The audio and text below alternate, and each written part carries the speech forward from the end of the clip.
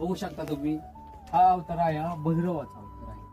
ही जी आलसा आहे हा महादेवाचा अवतार आहे. असेच अवतार कोरलेले तिथं. तिथं आहे ती वायुदेवाची पत्नी आहे. कारण तिथं तुम्हाला इथं वाहन दिसले काही असं एकदम मस्त पैकी. इकडं आहे ती विष्णूचा वराह अवतार आहे. त्याच्या पायाखाली सर्प आणि इथं तुम्हाला कासव दिसले बघा. ही कासव हातात ही आहे. आणि कोपऱ्यात तिथं असं दाखवलेलं आहे की पृथ्वी मातेला वर दातारी बाहेर करणाऱ्या लोकांनी कोपऱ्यात तुम्हाला दिसत. हे शिल्प आहे मर्दलाच आहे. कारण की हे डमरू वाजवते कोणती मर्दला. तिकडा शिल्प आहे ब्रह्मदेवाचं शिल्प आहे. कारण की दाढी आहे, हातात ही आहे, खाली कलश आणि हे कलश हातात माळ आहे. असं बघू शकता तुम्ही, एकदम मस्तपैकी शिल्प आहे. कोपऱ्यात कुठल्या तर असं एकदम मुनीचं वगैरे शिल्प दिसतंय तुम्हाला इकडे. ही सगळ्या सुरसुंदरी आहे.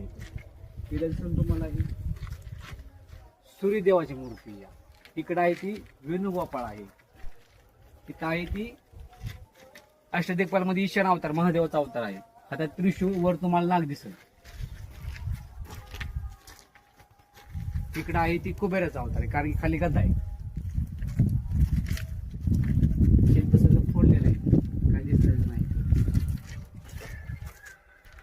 एकदम पुरे काम आहे. इकडे तर काय दिसत ना झालेलं आहे. खाली अश्वतर आहे. सगळी देवता आहे. इथं पण मूर्ती आहे, सगळी फोडलेलं आहे.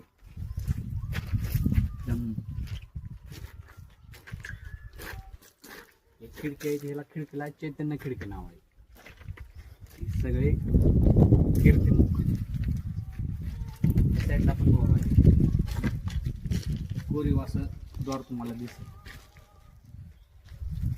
तर बघ